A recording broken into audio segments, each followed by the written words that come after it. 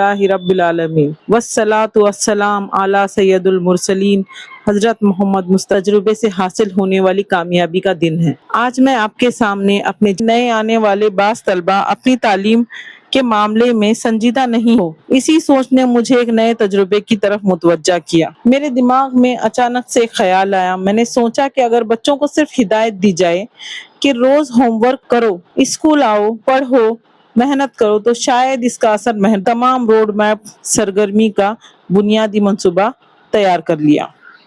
علم کو صرف کتاب اور تخت سیاہ کے ذریعے بچوں تک نہیں پہنچنا چاہیے۔ نتیجہ طلبہ کی حاضری میں مجھے محسوس ہوا۔